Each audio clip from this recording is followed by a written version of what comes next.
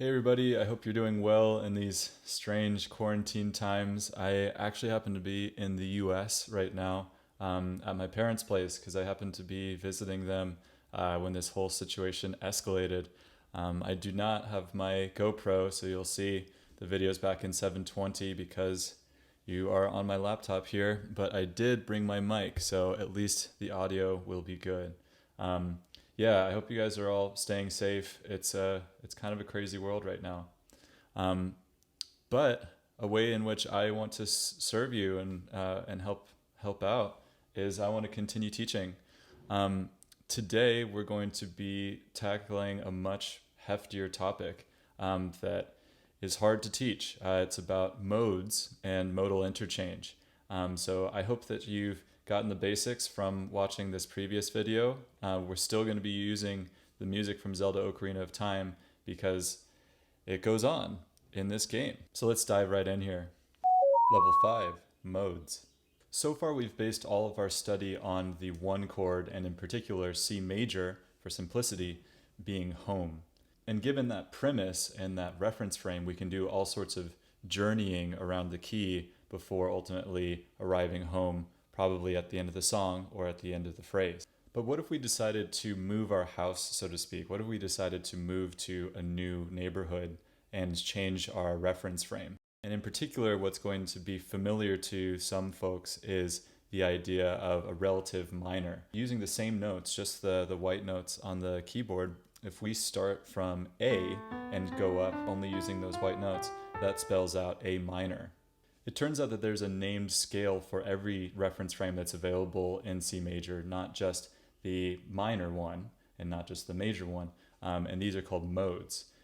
I'm not going to go through all of the modes right now, but I'm going to teach you about the most common ones that people tend to learn about first. So we've already covered minor and major. Major is the mode associated with the one chord, which is also called the Ionian mode. Minor is also called the Aeolian mode and is associated with the sixth degree of the major scale. It's associated with our sixth minor chord.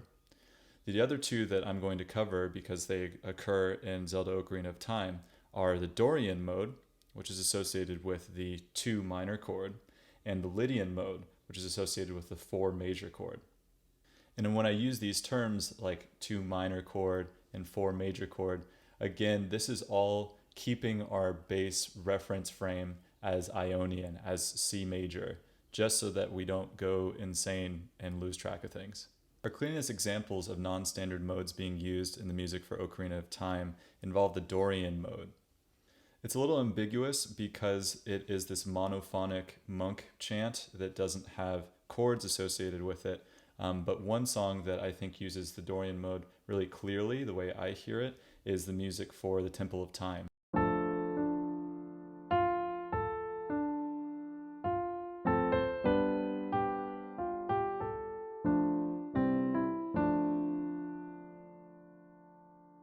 And there's a much shorter example in the Serenade of Water.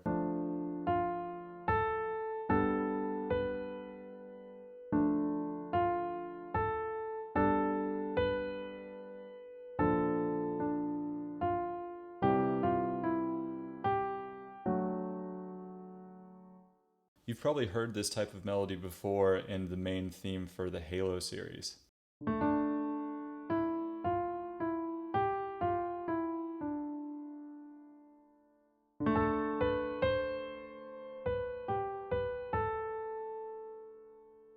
So this concept is a little tougher, so let's make sure to spend some extra time on it to make sure it's solidified.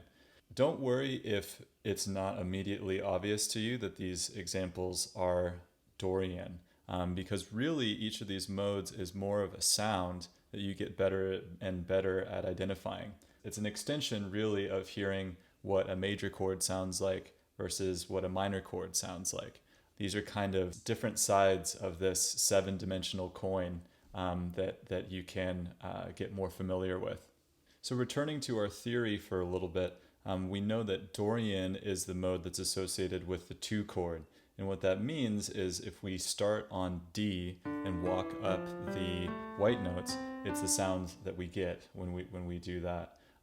But to understand what unique characteristics that gives D Dorian, let's compare it directly with D minor and D major. Specifically, when we go up D Dorian, we find that there's an F in it whose relationship to D is a minor third. But there's also a B in it whose relationship to D is a minor sixth. And there's a C whose relationship to D is a flat 7, a minor 7. Here's where it gets interesting. In Zelda Ocarina of Time, as well as Majora's Mask that also has the ocarina in it, they limit the range of the ocarina to 5 notes so that the player can play using the 4 directional C buttons and the A button on the N64. These 5 notes are D, F, A, another D, and B. These include almost all of the major characteristic notes of the D Dorian scale. They include the root, the minor third, and the major sixth. D major, by comparison, has a major third, a major sixth, and a major seventh. And in order to get that, we're going to have to use accidentals. We're going to have to leave the zone of the white notes. We have to make that F into an F sharp to turn it from a minor third to a major third. And we have to move that C to a C sharp to move it from a minor seventh to a major seventh. We would call D major the parallel major of D Dorian, and D Dorian the parallel Dorian of D major. For me, I know that I properly understand a mode when I can find it in this parallel fashion. Let's review what we've learned a little bit here. So we had this reference frame before about relative minor. So that means using the same set of notes, sticking with the white notes in this case, that is describing the relationship between C major and A minor, using the same set of notes, right? What I just introduced is a parallel minor or a parallel major. And what that means is instead of saying I'm going to anchor down to a certain set of notes, it anchors down to a certain note as the root note. So let's return to our favorite reference scale, C major, so we can see this comparison really clearly and really directly. We know that starting on C and walking up the white notes, that spells out the C major scale. And that means that there is a major third, a major sixth, and a major seventh. We can compare that directly to, say, C Dorian, which would have a minor third, a major sixth, and a minor seventh. What that means is that we need to put an E flat in there, and we also need to put a B flat in there because now we have 2 minor degrees to make it Dorian. To make it into C minor, we have to push all of the minor buttons. There needs to be a minor third, a minor sixth, and a minor seventh. So that means there's an E flat, there's an A flat, and there's a B flat. Again, C major is just a great reference point here because we can see the modifications really clearly by just looking at where are there black notes where there used to not be black notes. Note here that the fundamental difference between Dorian and minor is just that Dorian has a major sixth and that minor has a minor sixth in it. And in particular, when comparing C Dorian to C minor, this is just that C Dorian has an A versus C minor has an A flat. So the other mode I want to teach you about is Lydian mode, arguably my favorite out of all of them, which also occurs in the music for Ocarina of Time. Lydian is the mode associated with the 4 chord in the C major reference frame, so that is if we start on F and stay on the white notes, it's the scale that spells out. And really the most important characteristic of the Lydian scale is that it's just like the major scale except we raise the 4th by a half step. So what that means is that we can compare F Lydian, which is just the white notes, to F major. In order to have a normal F major scale, we would actually have to use a B flat compared to the B that's actually in there. So to recap, in order to find the parallel Lydian of a major scale, all we need to do is raise the 4th. So if we return to C major, what that means is that we would start with all the white notes and we walk up to the 4th, 1, 2, 3, 4, and we're going to raise that by a half step. So what this introduces into C major is an F sharp in order to make it C Lydian. In jazz theory, this note, this F sharp here, is often referred to as a sharp 11 extension, and that's kind of the characteristic chord of the Lydian mode. In the music for Ocarina of Time, there's really just more subtle sprinkles of Lydian here and there. We can hear this sharp 11 note being used in the melody for the Lost Woods theme.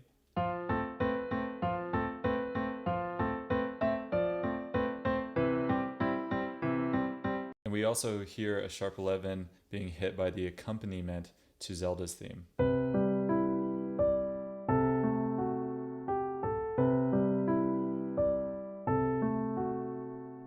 I'm also going to cheat a little bit and include the Song of Healing from Majora's Mask, which I've talked about previously, as also having this Lydian flavor to it.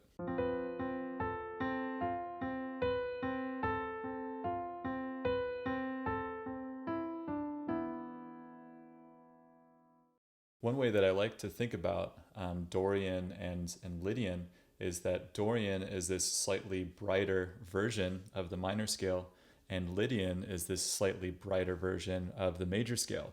And interestingly, they have this same relative relationship that Ionian, major, and Aeolian, minor, do, meaning that that Dorian is kind of the relative minor, quote unquote, of Lydian.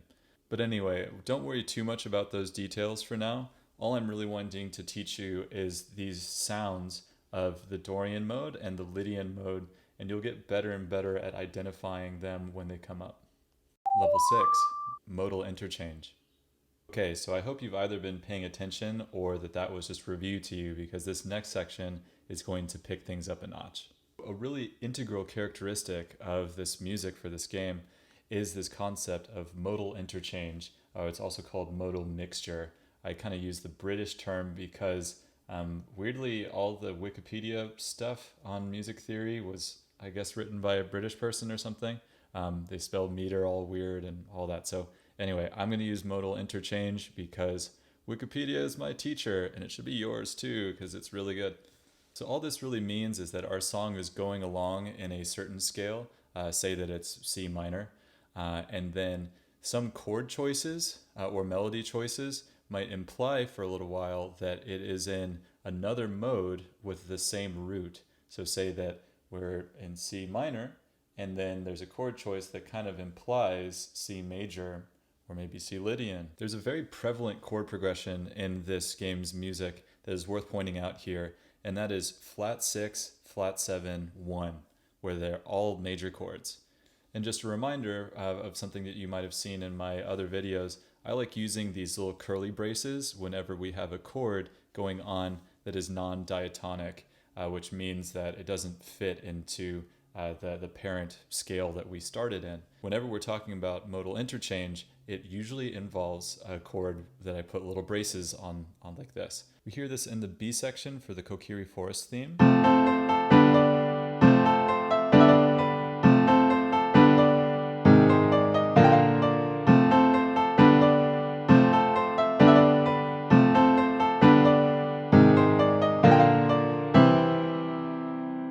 And also in the B section for the title screen theme.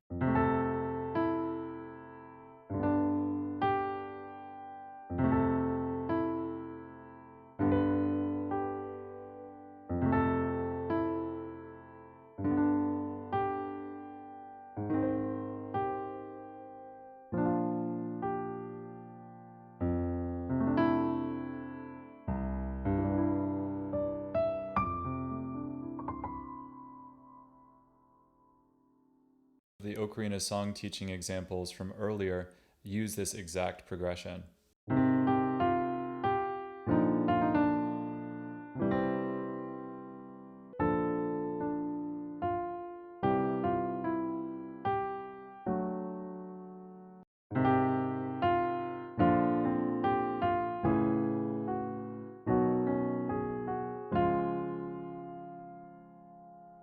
So to recap this from a theory perspective, we are trying to arrive at a C major by going A flat, B flat, C. And in so doing, what those two chords really are is that they're borrow chords from C Aeolian, from C minor. And that's the part that is modal interchange. This mixture of major and minor scales of the same root help to convey this sense of conflict between good and evil that Link finds himself in and ultimately triumphs over. So people who watched previous videos of mine about common chord progressions in modern Japanese music might be a little bit confused right now, because I talked about those same examples as using 4, 5, 6, and then we have this borrow chord of making it 4, 5, 6 major. Was I wrong earlier? Am I wrong now? This is the most commented question on my videos. Should we approach a song from the reference frame of a major scale or the relative minor scale? All I can really offer here is that it can sometimes be a bit ambiguous, and that technically we actually have 7 reference frames to think of any song from, any of the modes. So why isn't this song just in F Lydian? Or why isn't this song just in D Dorian? Essentially, the way I think of it is that all of these are reference frames that are available to you if they help you to understand the song and if they feel right, which I understand is not a wonderfully scientific answer, but that's part of music theory being about art and music, right? And just to drive this point home, we can take that set of the diatonic chords for the Ionian mode that I used for part 1, and we can kind of swing our reference frame and move it to the 6 minor chord. So that's saying let's move to the relative minor. Actually, when I was studying to figure out the material for my first video about common chord progressions in modern Japanese music, I was actually thinking about teaching this entire thing from the minor reference frame until I decided to use the major reference frame, so 4, 5, 3, 6 and 4, 5, 6, etc. For 2 reasons. The first was actually because of Ongaku Concept, his video on the subject of 4, 5, 3, 6. And the second one was that it felt a little more conventional to teach from the major reference frame, to teach from the reference frame of C major instead of A minor. Kondo also likes to use the reverse of flat 6, flat 7, 1. So 1, flat 7, flat 6. He uses this most famously in the overworld theme for the Zelda series, which is really kind of different in Ocarina of Time, but we kind of know it from the earlier games.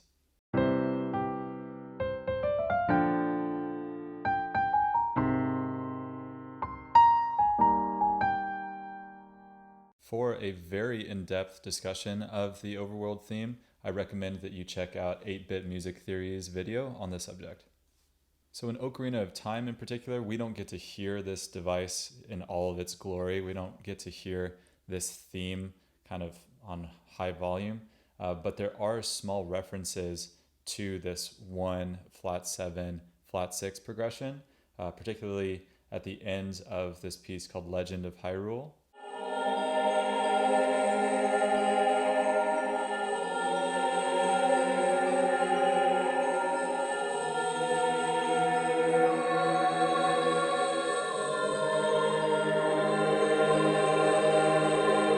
And there actually is a reference to it in Ocarina of Time's overworld theme.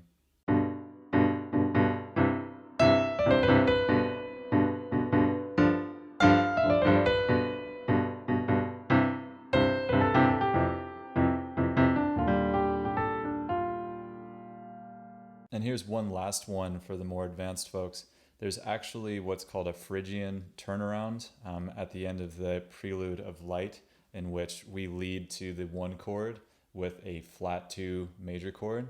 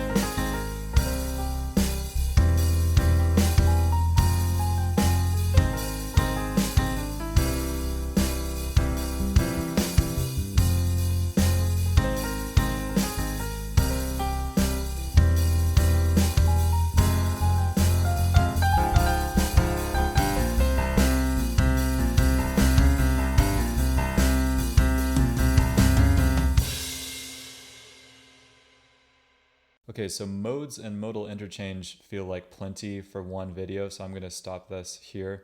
There were a couple more concepts that I wanted to cover, primarily secondary dominance, and even little bits of kind of non-functional harmony. So I'm going to add that to a part 3 of this, I'm thinking, so you can stay tuned for that. Thanks for joining me again, and yeah, I hope that all of you out there can find time to write and to feel really empowered in this time that we all kind of have to stay inside. It's sort of weird. Feel free to ping me if you are looking for guitar lessons or for theory lessons. I really just want to help empower you to be musical and creative. I think all of these stories of heroes and warriors are really just meant to be reminders for great parts of ourselves. And we all have potential to be great and to be of service to each other, and to write some damn cool music. So go do that.